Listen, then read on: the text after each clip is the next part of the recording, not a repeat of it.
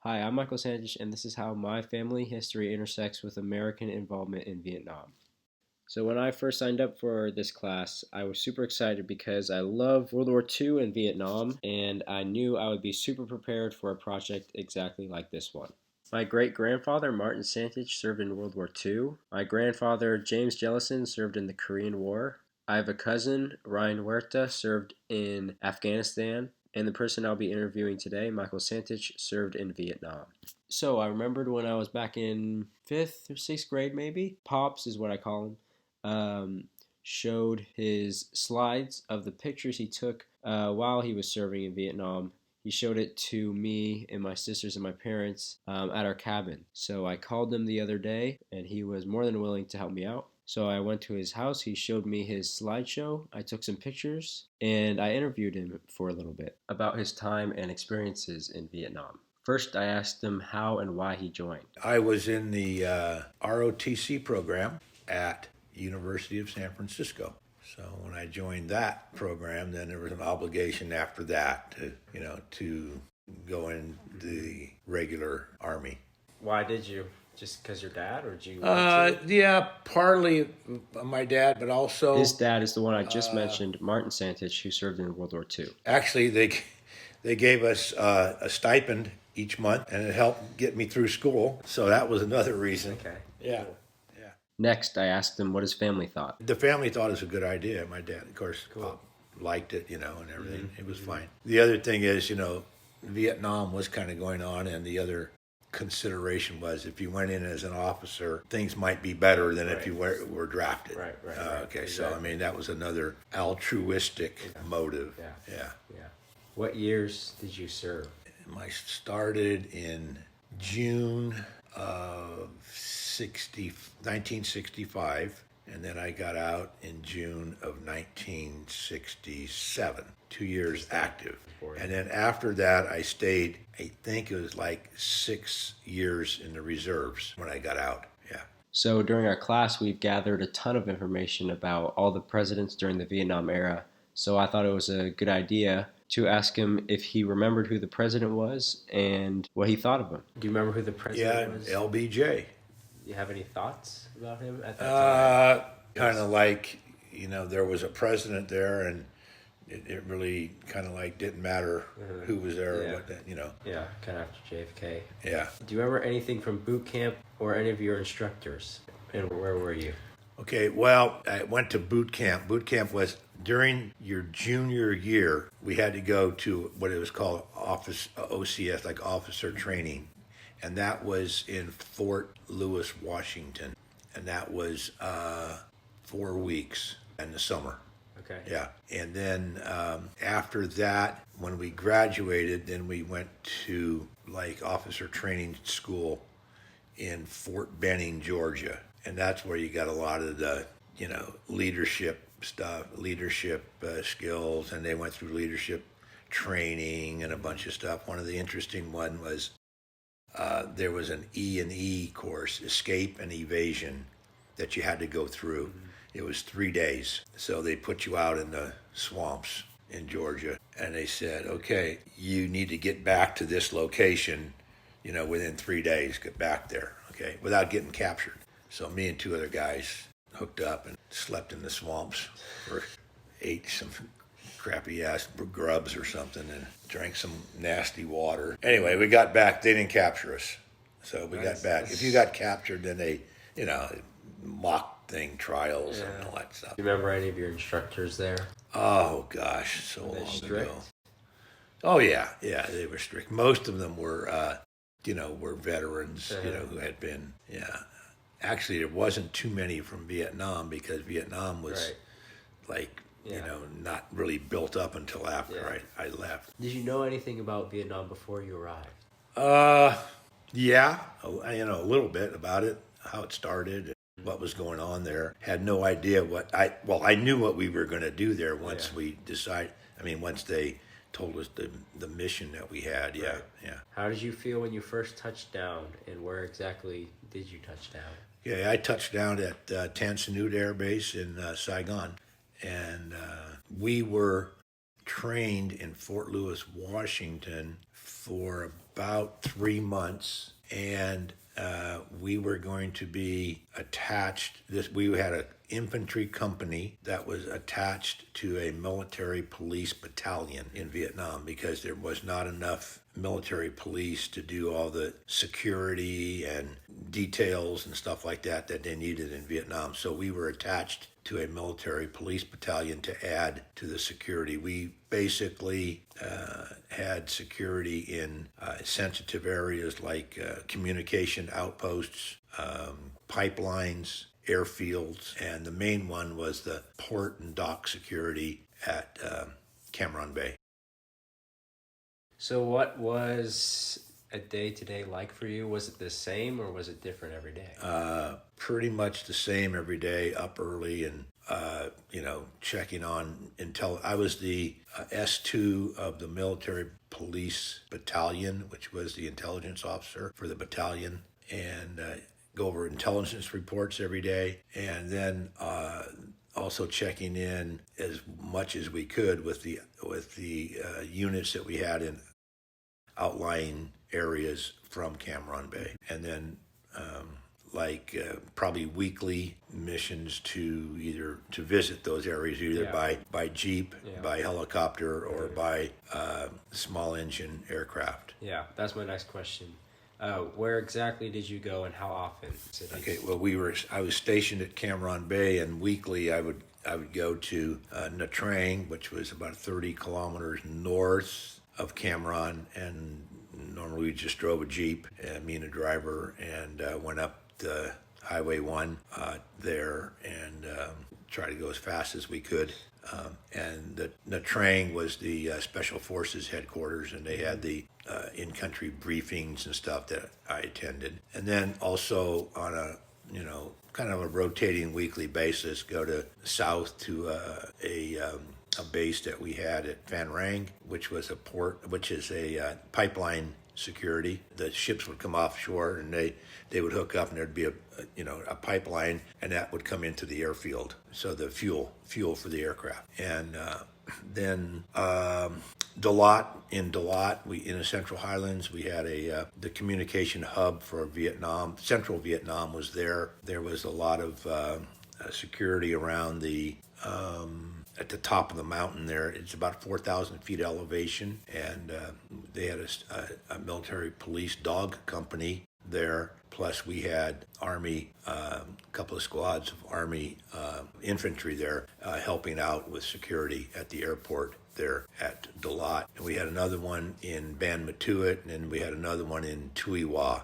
somewhat the same situation. Most of them were like in sensitive areas that, communication hubs, airport, and the other main one was security at the airfield in Cam Ranh Bay. And that was a major, huge airfield, the Air Force there, planes taking off all hours of the day, every day. So what I found interesting from the slideshow and what I didn't know was how the Koreans kind of scared off the Viet Cong. So say a little something about that. Yeah. In Cam Ranh Bay, because of the deep water port that we had 4 huge docks there, like Pier 39 in San Francisco. Right, there was 4 of those, and those were major supply and logistics facilities to supply everything for the war. And came in and out of there. And so obviously that was it had to be secured. And that was on a peninsula. And on the main land of the peninsula was a rock battalion, actually probably a company, rock company, Republic of Korea company, that was on the mainland side of the peninsula. And they provided vital security so that, not very many, we didn't have very many incidents in Cam Ranh Bay because they were out there on the outpost, and they weren't particularly nice to any Viet Cong, and the Viet Cong did not want to mess with the rocks. Okay. Tell me about what you did for showers, and tell me about the bathrooms and what you did with waste. The showers. Well, in the pictures that you saw, we built, a big old enclosures, shower enclosure with a very sturdy roof. And on top of the roof, we put 55-gallon drums, which the oil and a lot of other things came in, washed them out, put them up on top, filled them with water, and in the 90-degree heat, so the water would heat up, and you'd have a spigot there, and there was your shower. Okay, remember the MASH movies? Military Assistance Command, yeah. The MASH units, the military MASH, military auxiliary hospital, support hospital, yeah. Anyway. And the bathrooms? The bathrooms were just outhouses, buckets underneath. No, they didn't stink too much because every day there was always a detail that was assigned to pull them things out on a rope and throw some diesel fuel on it and burn it off and push them back. So that was that, yeah. Did you ever interact with any Vietnamese citizens? Yeah, in Cam Ranh Village, yeah, in there, and then on a couple of when we went to Tui Wa, a couple of the in the village, you bought chewing gum or something, but not a whole lot. Yeah, right. Yeah. So the war got controversial kind of after you left. When you were there, do you remember anything around that, or was it just not really there to do a job? No, basically? just do the job, and you have a calendar and you check off every day, and then once you knew you were going to be there for a certain amount of time, and then once you got halfway, then you became a short timer, and then the closer you got to the end, the more you worried about making it to the end. What were some of the most memorable experiences? Good, bad, funny, or sad? Anything that comes to your mind? Well, some of this, the saddest ones were the way that the peasants, basically, if you want to call it that, in the area, and there were a lot of them, okay, had to live and were treated, and not very many people cared about them. Some of the interesting things that we did, we went surfing and on surfboards and swimming in the South China Sea on the ocean side of Cam Ranh Peninsula. That was kind of interesting. It looked like Santa Cruz or something like that. You just try to make the best of every day. Right. And of course, 10-cent beer from the Philippines. What beer was... can't think of it. Anyway, it was 10-cent beer, and you can buy a quart of Jack Daniels or I.W. Harper at the PX for about $3 or $4. And the other thing is, if you could snag a refrigerator, that was always cool. Which I did have a small one, so in my tent. So that was huge because you had cold beer because it was really hot. So how was the food? Oh, food was good. Army food in the mess hall was good. Eggs are eggs, and you can't mess up that too much. And as far as the beef was concerned, Army they'd send them these chunks of beef, and we used to call it 4-way beef. Depending upon the way they cut it and the way they cooked it, that's what you had. It's either steak, hamburger, or roast, or stew. All the same, all out of the same piece of meat.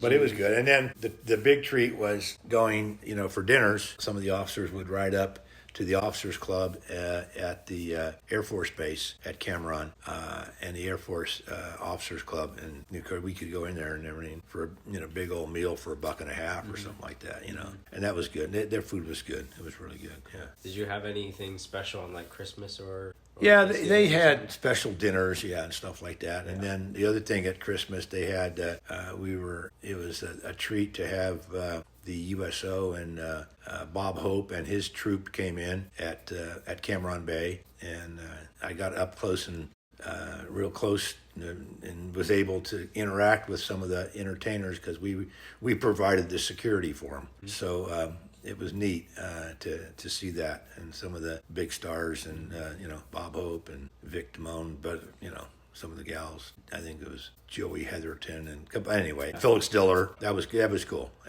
Yeah. Cool. So what did you do to entertain yourself? Or did you there wasn't much time to do much of anything because you were always on call, on duty all the time. I did have one of the guys that that toured out and left, and I bought his.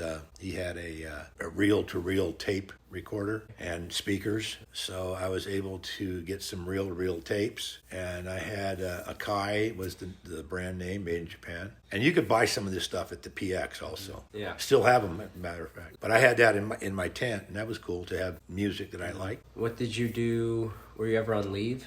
No, I didn't take any leave or R&R, rest and recuperation. I didn't take that because it just a lot of them did. They went to down to Kuala Lumpur, Malaysia, which was a big city, and that was one place that they'd go in R&R. Yeah. Were you ever scared or fearful? Yeah, when you hear the mortars at night dropping around, and hopefully one doesn't land on you, that was scary. And the other time when we'd have to drive up to Nha Trang, sometimes there was a lot of rubber plantations there, and a couple of people sniping at you or whatever. But you just drove a little faster, put your head down. Mm-hmm. Yeah. What did you think of your superiors or the people you worked with? Did you like them? Oh yeah, they were good people. Mm-hmm. Yeah, good people. Yeah, we because we were pretty close knit. We weren't a very large outfit, so we're company level, and so it was. Everybody got along pretty well. What was the feeling when you left, and who did you leave with?